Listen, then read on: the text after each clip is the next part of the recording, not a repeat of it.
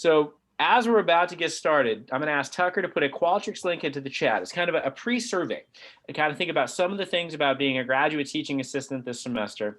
So just take a couple minutes, kind of give us your thoughts on that. And I'll use your answers to that as we go through some of our orientation this morning.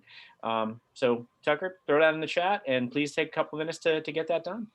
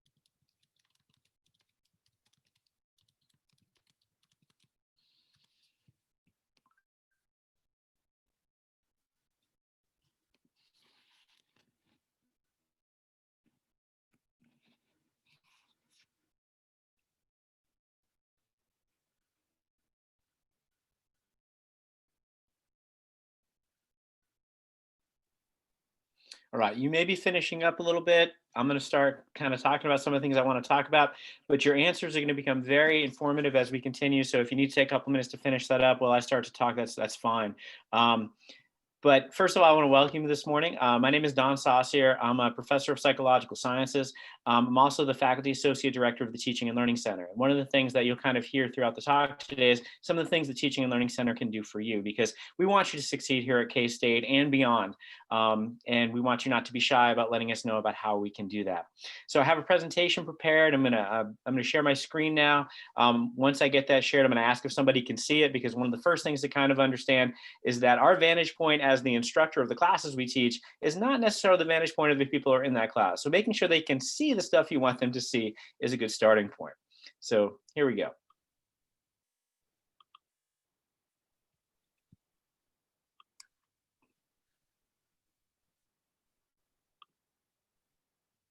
All right, so can people see my presentation? Indicate by giving me a thumbs up if you can see it. All right, people can see, excellent. So the title of my presentation today is What to Expect When You're Expecting to be a GTA During COVID-19. And if any of you have small kids like I do, you may be familiar. There's a parenting book called What to Expect When You're Expecting. So obviously this is wordplay on that. I want to point out a couple of things here. You can see my Twitter handle. You can see the hashtag that we use for teaching at K-State, the I Teach at K-State hashtag. So when people do things and win awards and have teaching ideas, when they put those up on Twitter or on Facebook, we hope they're going to use that hashtag to kind of connect with others. You can also see a plug for Engage the Sage. It's a YouTube channel that my students being Tucker Jones and Ashley Schiffer, among others, and Tucker Jones and Ashley Schiffer are here this morning, that have teaching tips and teaching techniques and teaching philosophy philosophy stuff, and they're short and they're helpful and they're intended to be practical. So I highly recommend that you check that as you go through. And a lot of the ideas that I've talked about today are going to be talked about in some short videos on that YouTube channel. So as we get started, I want to welcome you to K-State or back to K-State, depending on what your situation is. And I want to congratulate you because being a GTA, being a graduate teaching assistant, is not something that everybody gets to do. It's something that is unfortunately exclusive. And exclusive for a number of reasons, not least of which is that we have to pay you. And financial situations at universities like ours are obviously a little tighter than we would like them to be. So one of the things that I would say is that you've earned the situation, and a lot of people early on in their careers don't think they've earned the things that they're entitled to. So, for instance, there's something called the imposter phenomenon. And has anyone heard of the imposter phenomenon?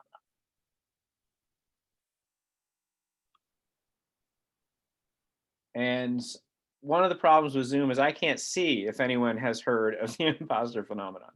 And I'm looking in the chat, and no one has said in the chat if they know what the imposter phenomenon is. So I'm going to assume that that means that either you're too shy to tell me, or you haven't heard of this term before. And those are two reasons for not responding to a question that someone asked in a class like ours.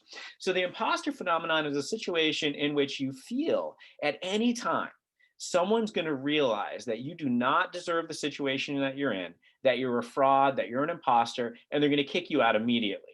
So this often happens to new graduate students. This often happens to graduate students who've been around for a while. It happens to new professors. It happens to professors who have been around for a while. At some point, you'll say, you know what? I'm making this up as I go, and everybody's going to figure that out and kick me out pretty soon. You wouldn't be here if you didn't belong here.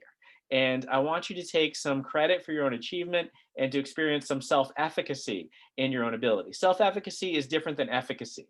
Efficacy is a psychological term, which means how good we are at something. Self-efficacy is also a psychological term. It's how good we think we are at something. And often how good we are and how good we think we are, our efficacy and our self-efficacy don't line up. So one of the things I'm going to let you know is that you should have more self-efficacy probably than many of you have, because you are in fact very good at your disciplines. So congratulations for getting and deserving those GTAs. So the first question I want to ask about being a GTA, and you answer this in the Qualtrics survey, which means that all of you should have an answer. And we're going to do something called the Waterfall Technique here. What that means, I'm going to ask you a question, you're going to write it into the chat, but nobody's going to hit enter or return until I say go. And then what will happen is the responses will all waterfall in at once. So this first question, are you looking forward to a GTA? I want a yes or no and a why or a why not. So write that into the chat, but don't hit enter or return until I tell you.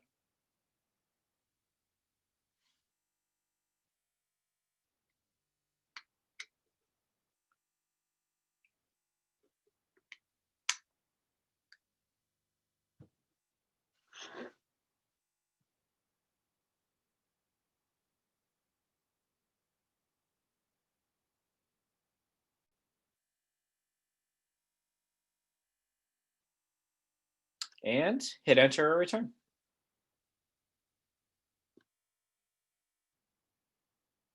Excellent. Now we have wonderful answers that are popping in. So one of you said, yes, I'm looking really forward to working with students in an area that I'm passionate about. And that person's area is social psychology. My area too, so I love that. Someone else says, yes, I'm looking forward to it. Another person said, yes, I'm excited to work with students who are taking the same courses I have in the past. So again, that common experience is a theme showing up here. Yes, I am scared I might not fill the expectations. That is a concern, and that's something we're talking about in just 1 second, because we have lots of expectations, and we do know that sometimes we fulfill them and sometimes we fulfill them less well. Another person said, yes, it's related to my prospective career and to interact with people. Another person says, yes, it's one way of learning about myself. I really like the kind of self-awareness and the self-discovery aspect of that last comment. So the next question I'm asking, and some of you started to get into that too, is what is something that scares you about teaching or about being a GTA? And kind of understanding that there's different things that you might be going through. You might be a teacher right now, an instructor of record. You might be assisting in someone else's courses, or you might not be doing either of those, but teaching might be something you would do in the future.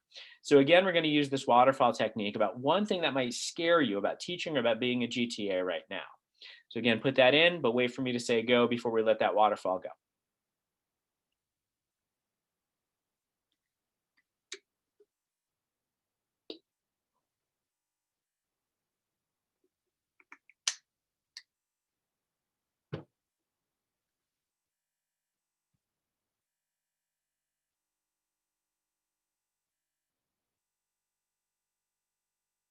All right, let's hit enter.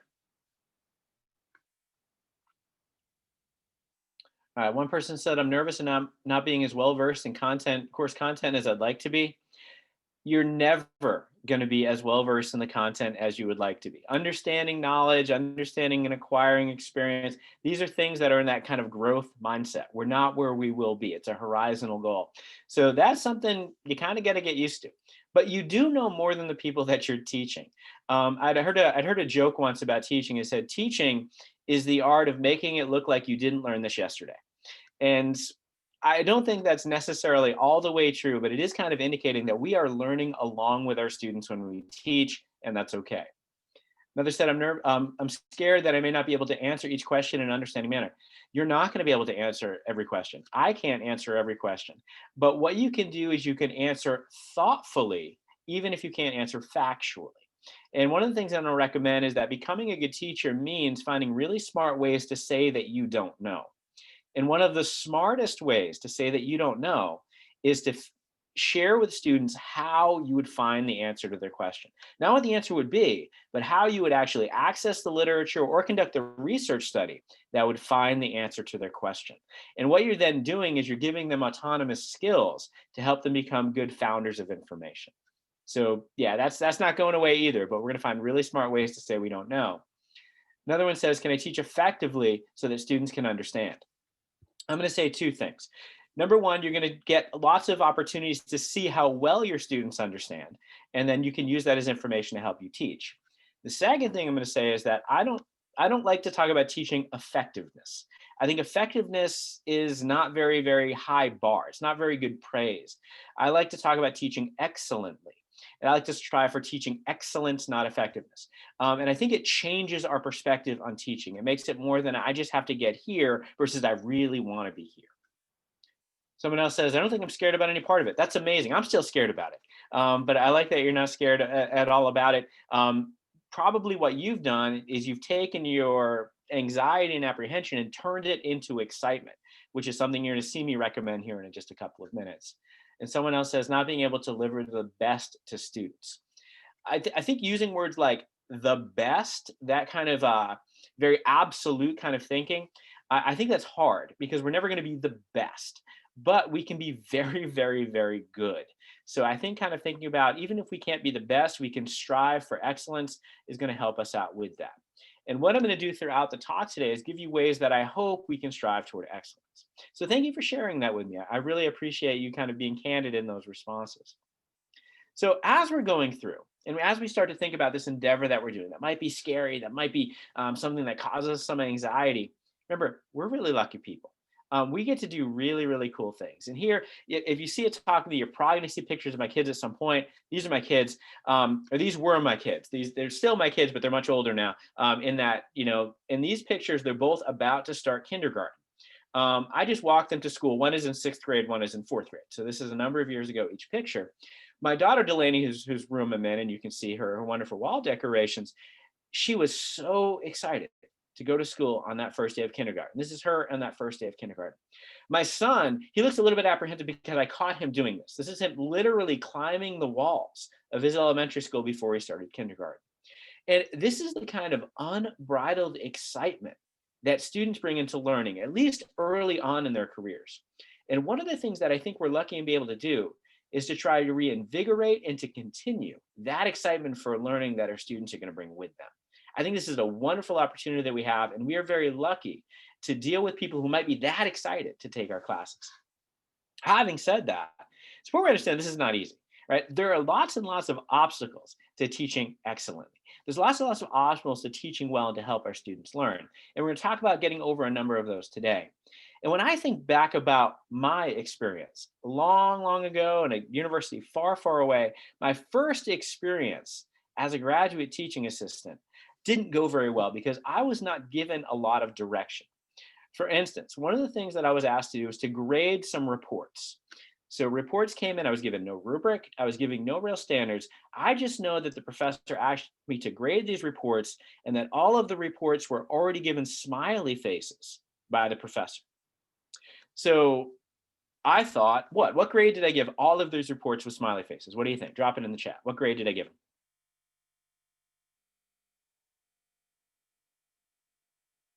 So lots of people are saying A. Well, I made the same inference. I said, you know what? Smiley faces from the professor. This means A is for all the reports. So I gave them all A's. I got in trouble because they didn't all deserve A's. And I said, but they all had smiley faces. And he said, yeah, but not all of the smiley faces were underlined. And what the professor didn't tell me is that smiley face meant C, smiley face with one underline meant B, and two underlines meant A. And I had no idea. So one of the things that I'm going to try to do is to help you not replicate the mistakes that I made, because I made assumptions and inferences that were not valid in the context in which I was asked to assist somebody else in their teaching. So being an excellent GTA is no accident. And I think there are things that we need to do intentionally to be excellent GTAs and excellent instructors. First, we have to want to excel. If we don't want to excel, we're probably not going to excel.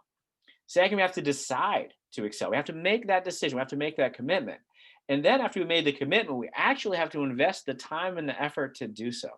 So we have to want to excel, we have to decide to excel, and we have to work to excel. And I think there are three areas in which we can work to really make GTAing and teaching a wonderful experience for us and for our students. And I think these are the three keys.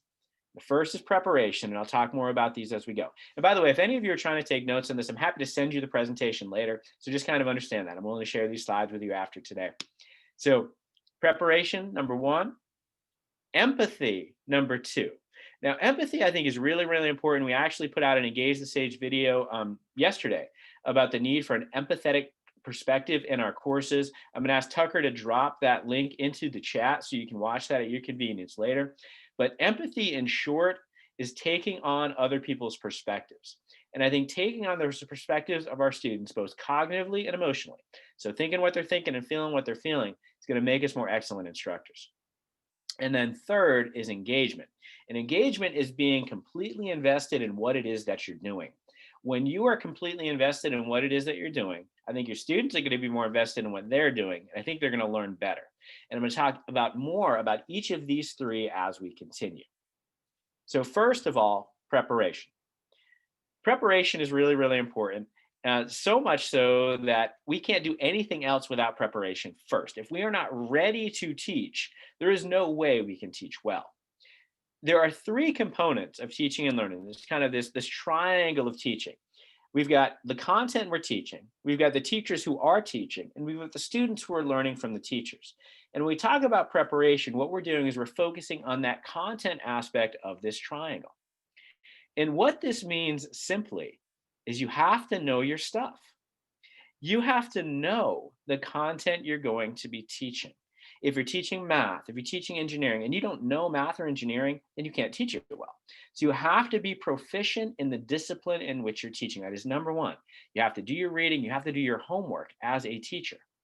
Having said that, knowing the content is necessary, but not sufficient for teaching excellence. There are a lot of very wonderfully knowledgeable people who are not excellent teachers. So knowing what you're teaching is step one, but it is only step one. It will not get you that far. The second thing that you have to be prepared is to know your role. What this means is knowing who you're supposed to be in the class that you're TAing. And what you should be doing is, if you are a TA, is discussing with the supervisor of your GTA experience what you are supposed to do. What are your responsibilities? How are you supposed to interact with the students? And understanding how your role in that class might change due to COVID-19. If I were giving this orientation last January, and I did, it was different in some of the ways because we were expecting to have a generally face-to-face semester. Much of our instruction was face-to-face, there were in-person classes, and relatively few of the people were teaching in remote modalities. They weren't really teaching online the way that they are now. Come spring break last spring, suddenly all of our operations shift to remote operations, and then things in the fall started to come back a little bit closer to normal. But as you're probably aware, the first 2 weeks of this semester are completely remote. They're online, after which some of our classes come back to a more in-person or even a high flex format. A high flex format means you have students in the classroom and at home, like on Zoom, at the same time. So understanding how that modality changes and how that changes your role as a GTA is a conversation you should be having now if you haven't had that already. Part of your conversation also is going to be knowing your responsibilities. And this is kind of an extension of your role. Know what you're going to do, know when you're supposed to do it, know how you're going to do it, and creating a contract of that responsibility with your GTA supervisor is a pretty good idea. So making sure that it is clear to them and to you what your responsibilities are. For instance, are you going to be writing the exams? Are you going to be grading the exams? Are you going to be making content available? Are you going to be holding office hours or student hours? These are things to understand. Understanding if you're going to be holding office hours or student hours, how many and at what times. If you're going to be writing the exam, when is the draft due? If you're going to be grading, in what window, how long should you be taking to grade the kinds of things? These are the conversations you should be having ahead of time before issues kind of come up later on in the semester. I think that flexibility is key. There are always things in teaching that we did not anticipate. There are always student issues that arise. There are global pandemics that hit us, and kind of understanding that that contract might need to be altered in reasonable ways. It's important to understand that, but also anticipating as many things as we can prior to the start of the semester is going to put you and that class in a better position to succeed. And by the way, I forgot to mention this. If at any point you have questions, either unmute and ask the question or drop that question in the chat. I'm monitoring the chat as we go, and I'd be happy to answer any of the questions that you have. I want this to be as useful for you in helping you be an excellent GTA and an excellent teacher as it can be. So that is preparation. Second piece is empathy. So empathy, as I've talked about, this is kind of thinking what others are thinking, feeling what others are feeling, kind of taking on that perspective. When we look at that teaching triangle, what we're talking about here is we're talking about those students. We as teachers have to understand what it's like to be a student. And many of us are not that far removed from that student role. Some of us are still in that student role. If you're a graduate teaching assistant, you're probably a graduate student. Now, your student experience might be different than an undergraduate student experience, but thinking back to those experiences and considering those experiences are important. One of the things that I tell teachers in my classes, so teachers are taking classes about teaching with me, is to be the student you want to teach. Well, when you're thinking about being a teacher, be the teacher you would have wanted to have as a student. I think that empathy goes both ways. Here in empathizing, I think it's important that you know your audience. So who are they? Where are they from? What is their background? What is their experience? What are they expecting to get from your course? If you're teaching a general psychology course like I might, understanding that they're not all going to be psych majors. In fact, only about 5% of the people who take general psychology are going to be a psych major. That's important for me to know. Versus my advanced social psychology class, where 100% of my students are psych majors. Knowing that difference in their expectations and their goals is going to be important. When I teach advanced psychological research methods, knowing that about 95% of those students will go on to graduate school is an important thing for me to understand when I'm crafting that course. Knowing that a course on teaching is to produce university professors to a large degree is important for me knowing how to structure that course. But beyond knowing what those goals are and who they are, knowing what their situations are is important. So understanding that they may have a lot of things going on that are related to COVID-19, maybe related to childcare, maybe related to technological hurdles that they may have if they're learning or teaching at home. All of these are things that are important for us to do. And what is the best way to learn about our audience?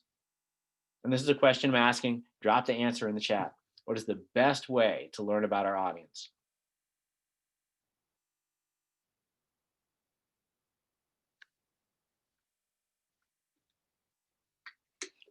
First person said, just ask them, I guess. You're absolutely right. One of the things that a lot of people do is they'll kind of look at like national trends and all of that kind of stuff. No, ask them, ask them. Create opportunities for them to tell you about themselves. Have opportunities, have surveys, have questionnaires, have interactions with them. I love to come kind of early and have a little bit of banter before my presentations, as some of you saw, and before my classes. It's an informal way for me to kind of figure out who's going to learn with me in that day. Having frequent check-ins in your assignments, having reflection assignments each week in your classes is not a bad way to do this. Asking about things like housing security and food security and those kind of things I think are important. A real cool way to kind of check on them emotionally is to ask them their pandemic nicknames. And I'm going to ask you your pandemic nickname right now. So your pandemic nickname, your first name is the chief emotion that you're feeling. And your second name is the last food that you ate. So I'm going to ask you in the chat to put in your pandemic nickname. Again, your first name is the chief emotion you're feeling. Your second name is the last food that you ate.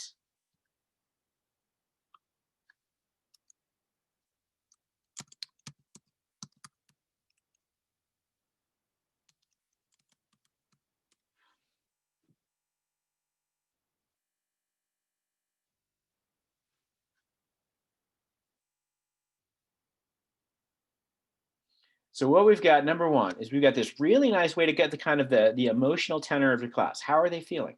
And if a lot of your students are overwhelmed and scared, you want to follow up on some of those kind of things. We also get a little bit of that humor kind of going on with these ridiculous names that have food attached. So for instance, I was excited salad. I do intermittent fasting. I eat in 16-8 kind of schedule. So I don't eat breakfast. So I had salad at the end of my dinner last night because I like to do the good stuff first and I don't particularly like salad. So I was excited salad, but we have optimistic oatmeal, we have excited mac and cheese, we have nervous blueberry, we have drained pizza, we have excited apple, we have anxious cornflakes, and we have happy cake. Happy cake sounds like that should be a product that we all buy and eat. That sounds awesome. But we're also seeing that there's some apprehension, there's some anxiety kind of going on in this. And you might want to see, is this related to things that are going on in your class? Is this related to things that are going on in your life? Is this something you should be taking account of in preparing your class? One of the things that I recommend, and we're going to be setting out a video of this maybe today or tomorrow, is statements you can put in your syllabus, letting your students know that you care about them. I have an empathy statement that I use in my syllabus, and I would recommend that you let your students know that you care about them in your classes, and this is one way to kind of check in on their emotions. Another thing we can do when we're being empathetic is to anticipate their concerns and difficulty. As a psychologist, one of the things I can tell you is that prevention is almost always better than intervention. If you can stop the problem, it's better than having to solve the problem. So anything that you can do to remove a barrier to your students' education, you should anticipate and do. If you know the content is going to be tough, try to find a way to make it less tough. If you know an assignment is going to be hard to figure out, make it easier to figure out. I'm not saying to remove challenge and rigor from your classes. I'm saying make that challenge reasonable. So think about the barriers, particularly those that might affect some students more than others, and remove those barriers so that your learning experience for your students becomes inclusive and accessible. And as the COVID-19 situation changes, adapt to those changes by thinking about what the concerns and difficulties that might arise for your students will be. When we're thinking about what our students want, it may surprise you to think about that they know they want more than us to be experts. They want more than preparation from us. So I'd ask you in the questionnaire to think about what are 3 words you would use to describe the best teacher you ever had. And what I would like you in the chat is to put at least one of those words.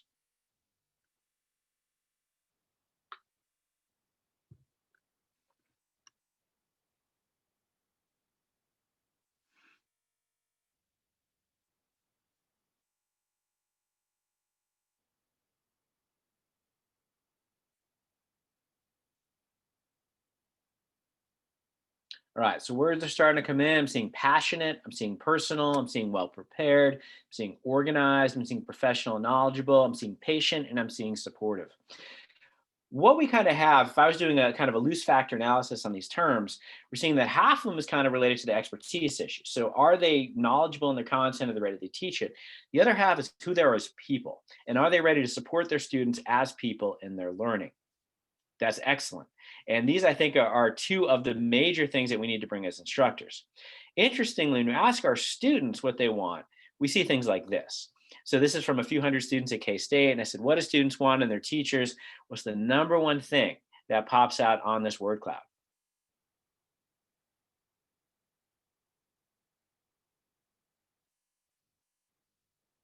By the way, I don't ask rhetorical questions. All the questions I ask, I want to answer.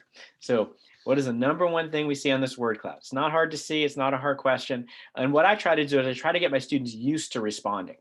So what I'm seeing now is a number of you now said understanding. That's the first one that pops up. And then we see things like caring and helpful and patient and funny. And then we see things like intelligent and knowledgeable.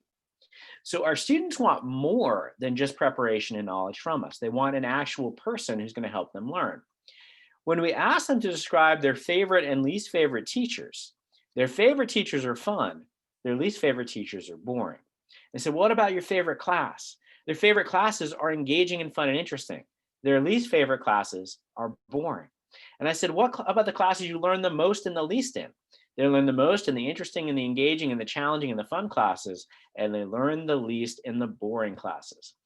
One of the issues is being prepared. We might be very boring in how it is that we let our knowledge come out. And what I'm going to really kind of invite you to think about and how is that you can make the learning experience by which you share your preparation, your knowledge, and your expertise more engaging and fun for your students. I am not saying show cat videos all day. I am not saying put in stuff that doesn't matter. I'm saying take the stuff that matters and make it interesting and engaging for your students. And one of the easiest places to start is to think about why it interested you in the first place. Share that with them. Let them know why the stuff you're talking about every day is going to be interesting so that you can empathize with their experience that they might think it's boring. Help them to conquer that preconception because our students want to be engaged and we want to engage them. I asked another question on here. What are 3 words you want your students to use to describe you as a teacher or a GTA? I want you now to put at least one of those words into the chat. So now this is the word that you want your students to use in describing you.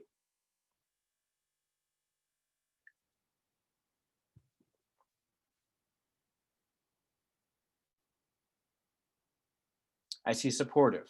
I see relatable.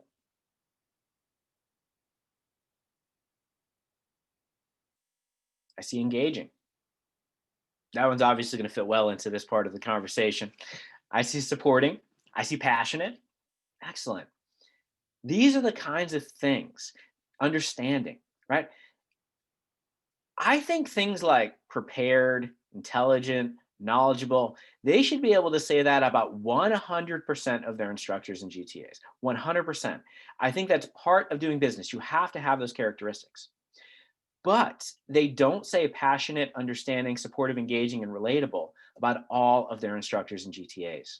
I think this is where you can really do a wonderful job in excellent teaching. And that's where we're going to focus a lot of our remaining efforts is on this third aspect of being an excellent teacher or an excellent GTA is engagement. And now what we're doing in this triangle of teaching, we're talking about you.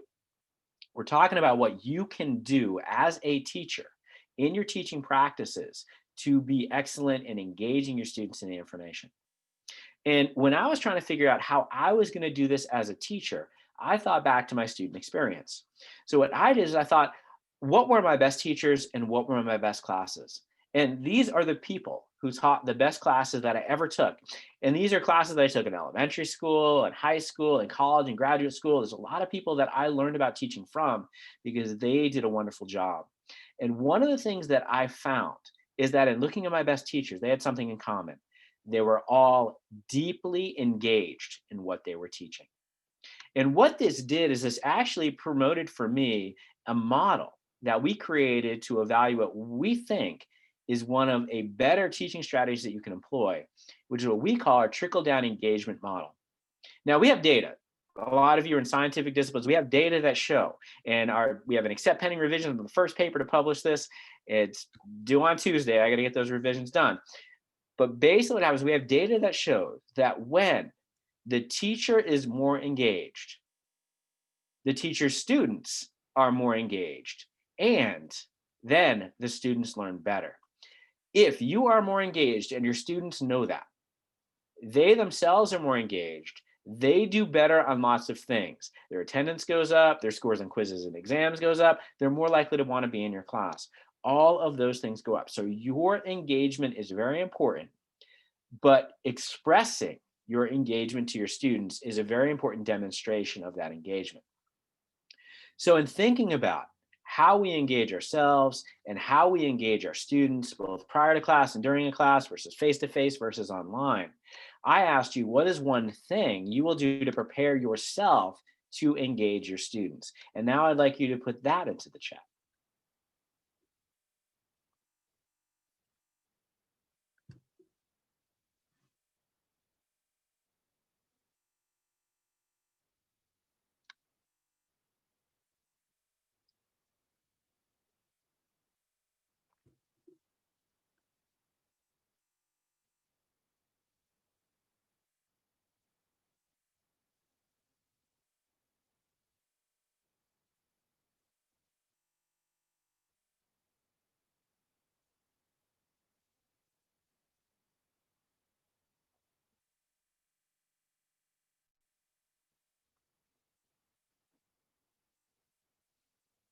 All right, so I'm seeing some answers come in. First person says, I'll incorporate personal examples and my knowledge of various issues to demonstrate important concepts.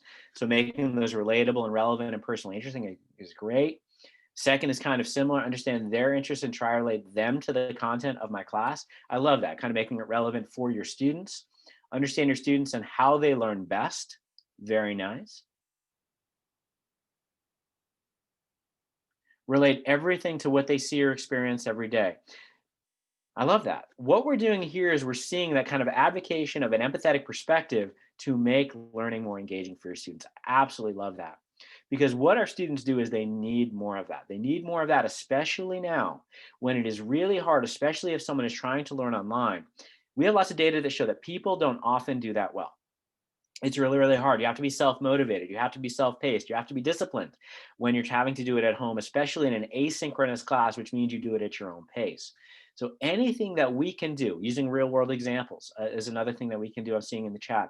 Anything that we can do to make the information engaging, kind of make it that information pull them to learning it is going to be really important for us to be excellent teachers.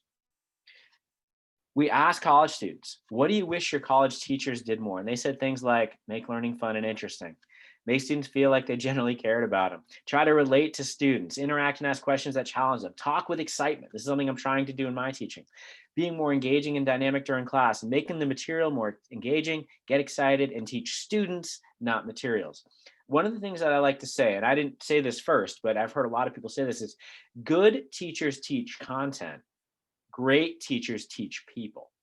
And understanding that we are teaching actual individuals. We're not just finishing our slides. We're communicating with information about students who have goals and dreams, and we're helping to promote them. That is really important in excellent teaching, and our students want more of that. When we asked them, what do you wish your college teachers did less? They told us things like, be monotone. We told them things like, read off slides, which ironically, I just read off a slide, right?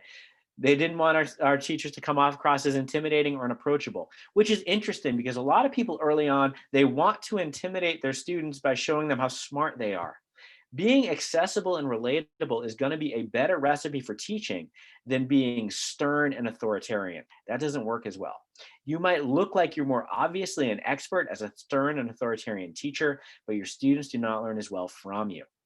Rambling on about irrelevant stories. I ramble on about relevant stories. That's something that I try to do in my teaching. But kind of finding those personal examples that some of you had indicated in the chat, that's really good. Our students respond well to that. Lecture at us instead of teaching, understanding there's a communication going on. Adhere to one classroom model instead of having variety and not having fun themselves, and by giving boring lectures. I said, all right, this is what our students want.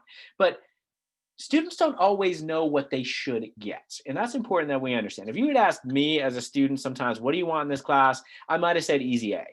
That's not my money's worth. That's not what I really should have gotten from the class. And that's not necessarily what my professor should have provided.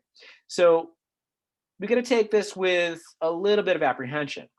So I said, all right, well, let me ask wonderful teachers what they do. So I had award-winning teachers at K-State tell me, what do you do to engage your students? And they said, I prepare and use active learning strategies. Now, active learning for the purposes of this conversation just means having your students do stuff. And I'll say it again, active learning is having your students do stuff.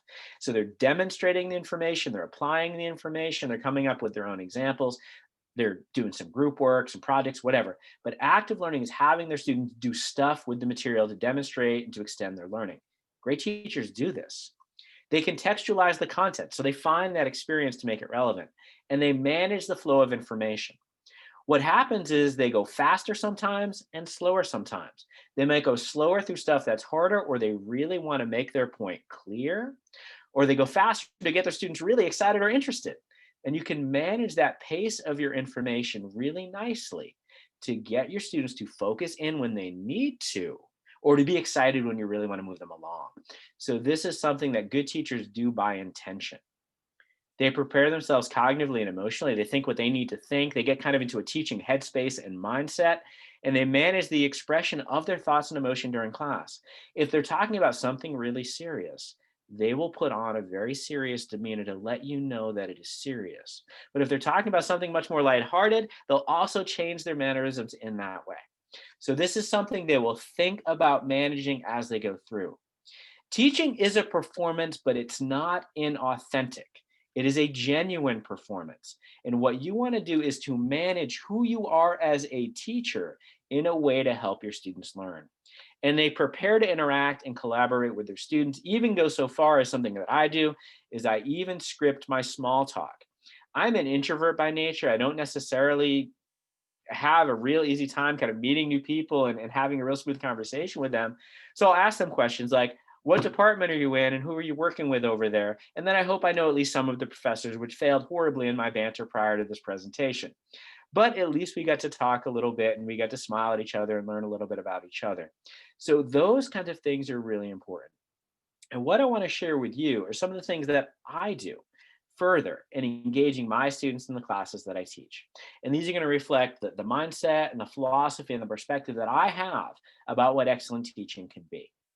And the first thing I'm going to put out there is that I view the classroom as the oasis. And I've been saying this long before Ready Player One. If you're familiar with Ready Player One, the book or the movie, the oasis is this interactive kind of virtual experience that they use. They go to and they can be avatars and do all kinds of crazy things. I've been saying this a long time ago. I view the classroom as the oasis. And the classroom now, the reason that's in quotes is that might be a physical classroom or a virtual classroom. It might be a physical space or kind of more of a psychological space. The oasis, the classroom, is where nothing else can get me.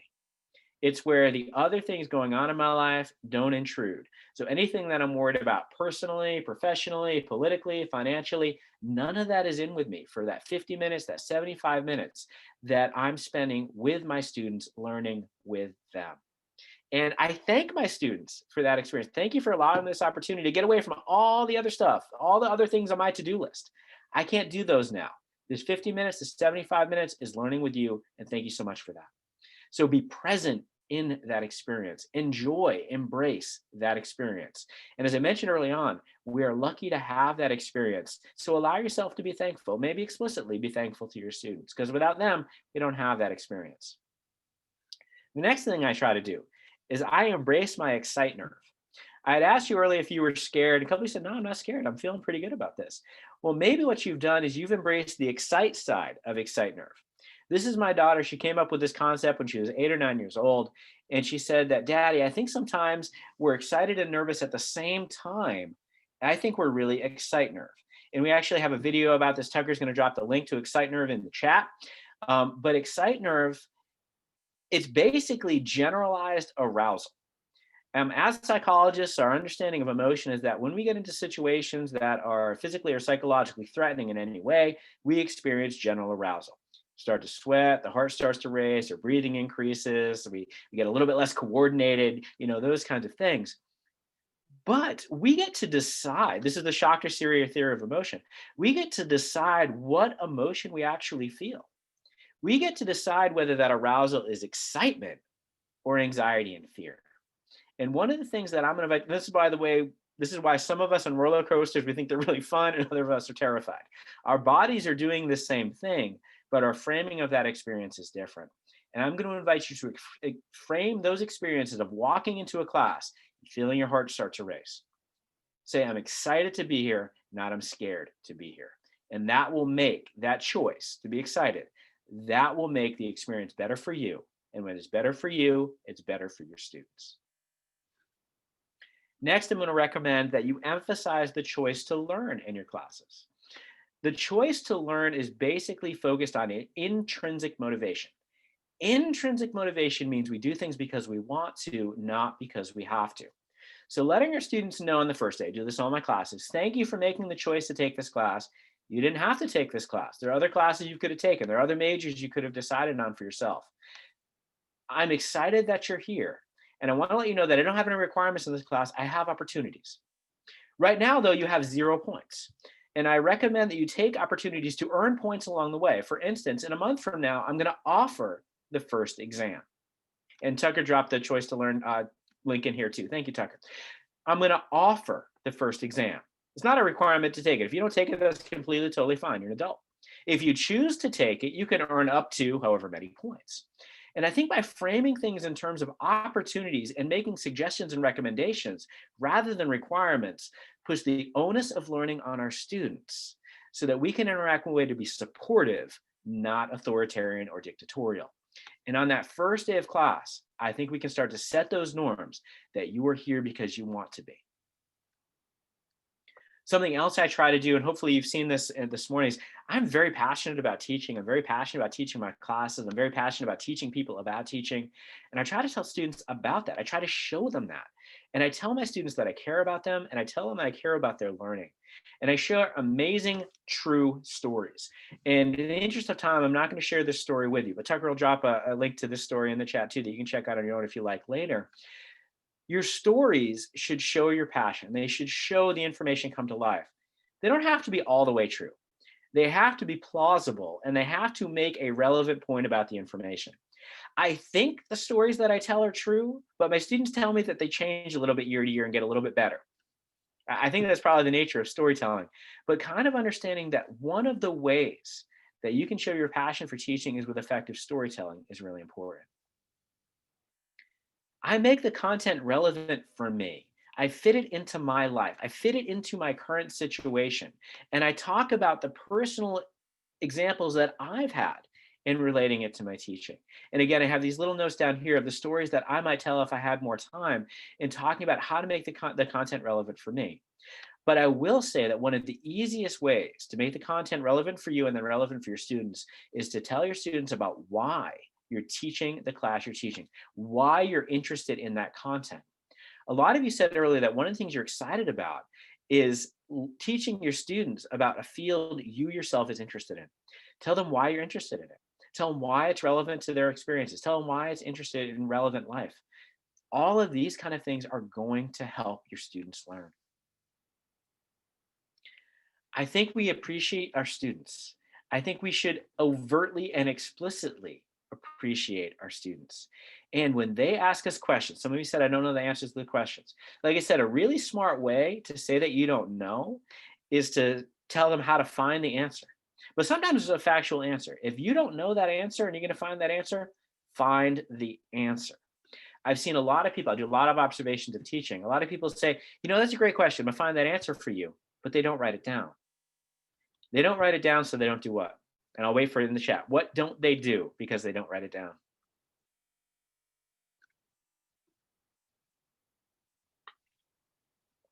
They don't find the answer. And if they don't find the answer, they've taught their students something. What have they taught their students?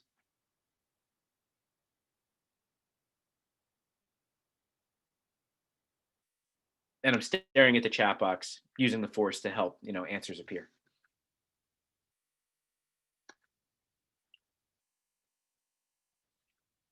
You're telling them their question wasn't important. I've already said that we want to show our students we care about them. And showing them we don't care, as one of you just said.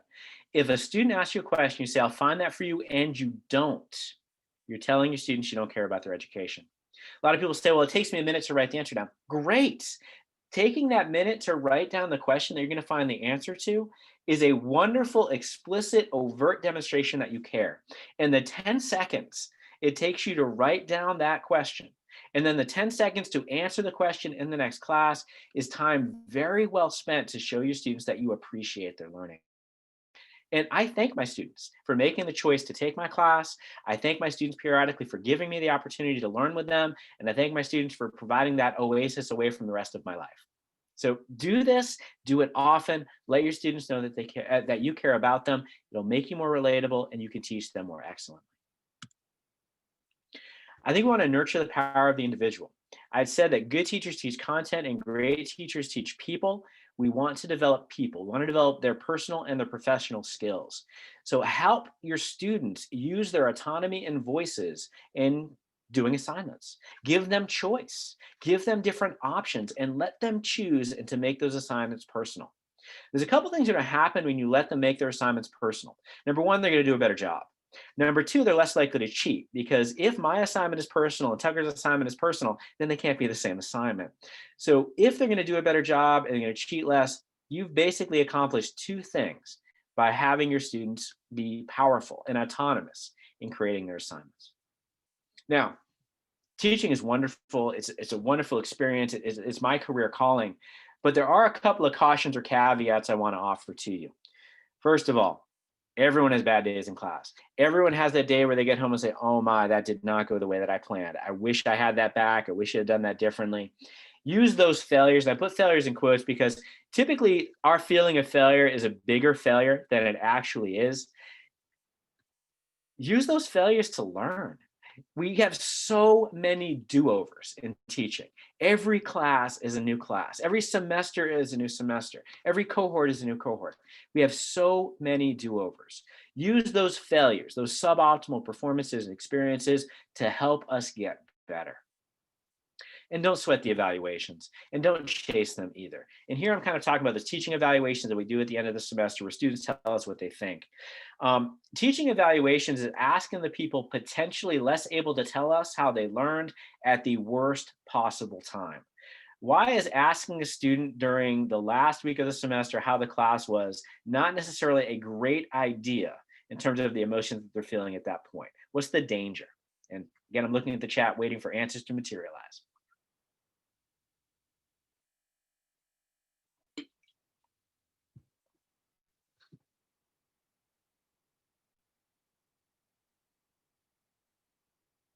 Someone said they might be biased to the grades they received, more stressed over their final grade. Yes. The number one predictor of the evaluation they give is the grade they expect to receive in the class.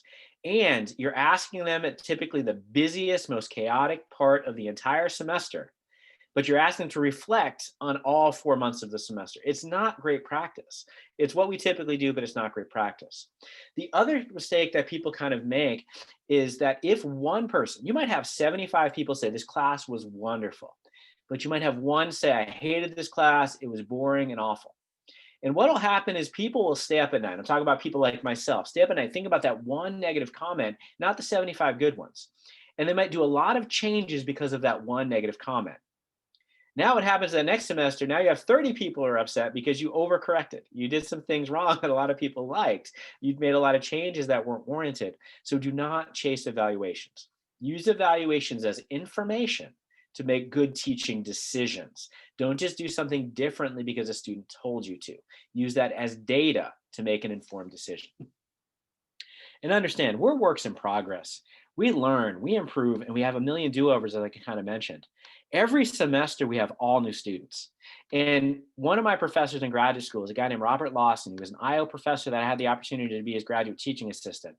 Then in every class, one of the last things that he would say, I always said, when I got this right, when I figured this out, I would retire.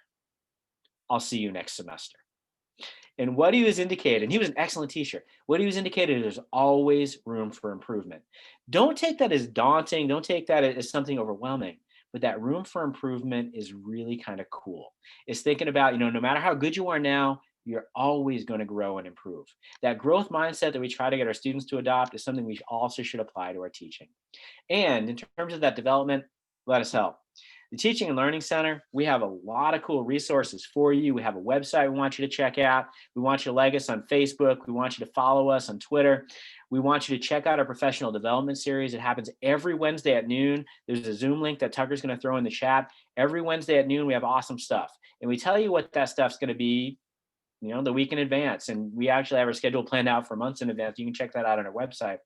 Next week, LaBarbara Wigfall, who's a wonderful professor at K-State, is going to talk about nurturing mind, body, and spirit in yourself and your students. So really cool things going on. And I already mentioned the Engage the Stage YouTube channel. Like, subscribe, sign up for notifications, share us on social media. We got lots of cool stuff going on in there related to teaching philosophies and practices. So in conclusion, engage your students by engage yourself first. Be empathetic. Be engaged and start out with preparation, but understand that preparation is necessary but not sufficient. Share your passion, share your interests, share your stories. Nurture your students through these very challenging times and truly appreciate this wonderful opportunity you have. I think teaching is one of the coolest things that we do. It's one of those wonderful things that we have the opportunity to do. Embrace that. Enjoy it. Let it be the oasis. And Tucker's going to throw my email in the chat because I'm going to go back to the Brady Bunch gallery view to help with questions. But if you have any questions after this, if you want a copy of this presentation, I'm happy to send it to you. But what I'm going to do now is I'm going to stop my screen share so that I can now see all of you and hopefully answer any questions that you have kind of moving forward. So what can I answer? What can I talk more about? And again, remind you, if you have a question later, my email is now in the chat. You can reach out to me then. So what questions do you have? And you can unmute and ask out loud, or you can drop in the chat. Don, what are like some of the best ways you think that we can demonstrate empathy when we're all remote, especially like in asynchronous settings, when we're really not seeing our students face to face, when our communication through Canvas, through email, etc.? I think it's a great question, Noah. So one of the things to kind of understand is that our situation is a lot like ours, a lot like theirs. I think me teaching at home, I have to empathize with a lot of the same obstacles as I'm learning at home.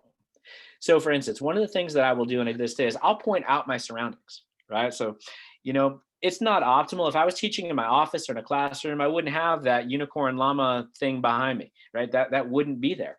So kind of pointing out that and saying, hey, things are different is kind of cool. When we're teaching asynchronously, so what that means, I might video record a lecture that my students are going to watch, but it's not in real time. One of the things that I try to do is I try to say something like, what I just said, you probably have this question. And I would ask the question, and then I would answer my own question. I think kind of creating those opportunities to say, hey, you're probably thinking this is a great way to demonstrate the empathy we're having for our students. I'll often say, you probably heard me say that. You probably said that doesn't make sense because it didn't. I'm going to try that again. I think one of the things a lot of people do is we try to be perfect in our asynchronous video production. I don't think we need to be perfect. I think actually showing our humanity, showing we sometimes make mistakes, is a really good model for them to follow. So sometimes I'll say something, say, you know what, I could have been a lot more clear. Let's do that again. And I think it's just kind of showing that I'm keeping track of my own performance. I make mistakes, but I also want this to be good content for them. So these are some easy ways I think that we can do that. I think also asking our students occasionally, what could I be doing differently? How are things going? How was last week's video? Having weekly reflections where they get to do that is a really good idea too. Great question though. So Don, I have a quick question for you. So Yeah. as always, you have a lot of good information that you presented in this video. But one thing that I'm kind of wondering about is that incoming GTAs are often just assisting the instructor. They're there to help answer emails. They're not really responsible for interacting with students too much or teaching a lot of the course content. How can our GTAs implement a lot of this feedback when they're not necessarily the instructor of record? That is an excellent question. So the first thing to say, and I should have said this earlier and I didn't, is your job is to back the instructor's call. So Noah is one of my GTAs. Ashley's been a GTA for me. Tucker's been a GTA. One of their first jobs is to back my philosophies. So if I say we're doing this assignment, they need to buy into that assignment. They can't be behind my back telling students, yeah, that assignment is stupid and too much work. That will not go over well. So the first thing you do is go to back the instructor. But any opportunity that you have to infuse empathy and engagement in what you do is important. When I'm sending emails, I send a lot of emails. As a GTA, I send a lot of emails. One of the first things I say is, thank you for your message. Then I answer their question and say, are there any other questions that you might have? Please let me know. This is part of the email etiquette that I dropped the email etiquette link into the chat too. I think even in things like our emails, we can show empathy and engagement for our students. We can support their learning. For instance, a lot of times students will ask me a question that is in the syllabus or that I talked about in class. What I'll typically do is say, just to let you know that information is in the syllabus. If you go check, you'll find that the exam is next Tuesday at 3. So I answer the question, but I also empower them to find the information. Because you know what? When I was a student, I was a dumbass. And I didn't read the syllabus, and I didn't do my reading, and I didn't listen just talked in class. And I am successful despite a lot of what I did, not because of what I did. So empathizing with the fact that an instructor crushing me and saying, you idiot, it's on the syllabus, you should have learned it, that would not have helped me. But they say, hey, just to let you know, you have that on your syllabus, but here's the answer. Like, all right, I'm going to check the syllabus next time before I send my email. So creating those teachable moments, I think, is something that we can absolutely do. I think connection is something that you can do with your students, asking them how they're doing. They come to office hours, they come to student hours. By the way, office hours and student hours are the same thing. Office hours are the time that we have for our students to kind of ask questions about our class and things like that. I advocate calling them student hours, and I didn't make this up. I advocate calling them student hours so students know they're actually for them. What happens is sometimes, especially first generation college students who are not aware of the language of college, they think office hours are the time that professors do their research. So if you say my office hours are Fridays from 3 to 4, they might say, well, I can't go by Fridays from 3 to 4. If you say they're student hours, they say, oh, that is time for me. So when students come by, either on Zoom or in my office when we have physical office hours, I'll ask, hey, how are you doing? How are your classes going? How's this class going? So more than just what's your question, make a connection with them. These are things that we can do as GTAs no matter what our other responsibilities are. I think also asking for lots of feedback from the people who are supervising you. Hey, was this assignment what you're looking for? Was this grading okay? Do you have any feedback for me? Is a great way to help to learn to teach within your discipline. So thank you so much for prompting me for that, Tucker. And I should have anticipated you wanting to know some of this and shown more empathy throughout the course of this presentation. What other questions do we have? And I realize, by the way, we're a little bit past time. So if anyone does need to go, I won't be offended that you're signing off, but I will stick around for a few more minutes if people do have additional questions. So if you're leaving, thank you so much for having been here this morning. So excited you're part of K-State and our teaching crew. And I know that you're going to do wonderful, excellent jobs with our students. I'll stick around for a few more minutes, but if you got to go, I completely understand that. So thank you so much for coming this morning. So what additional questions do y'all have?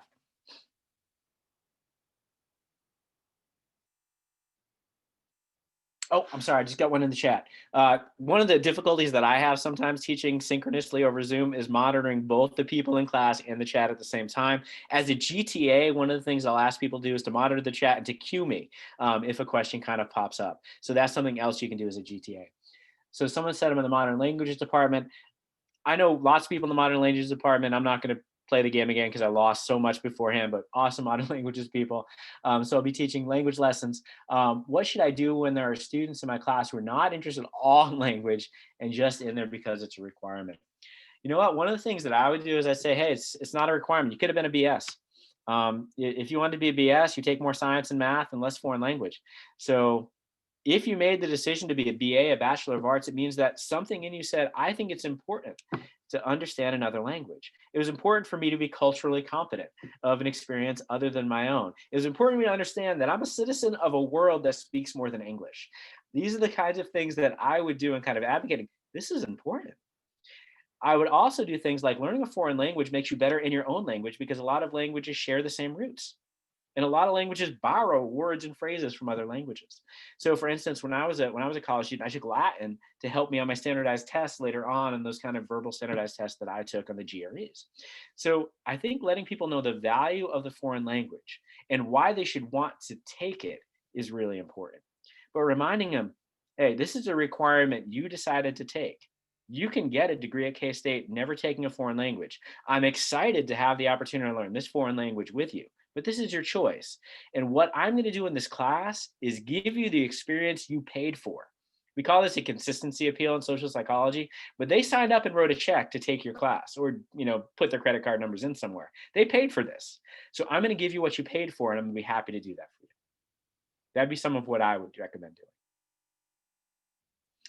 I also let them know Americans, they're the only people in the world who only speak one language. Right? That's the only ones. Let them know they can be better than that. Thank you. Sure. Other questions?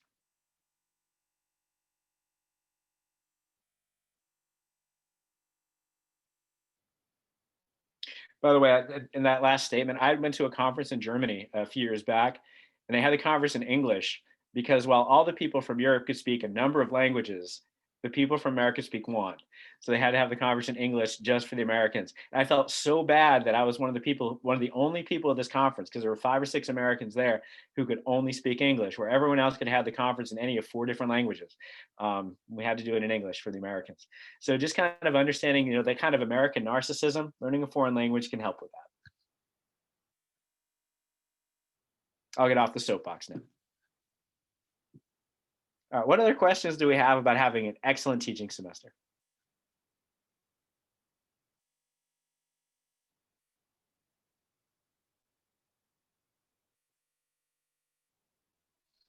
All right, well, I'm not seeing more questions come up. I'm going to stay on for a minute. If anyone has a question they want to ask privately, actually, we'll do this first. Tucker, kill the recording. So if anyone has a question they don't want to kind of show up on in the archive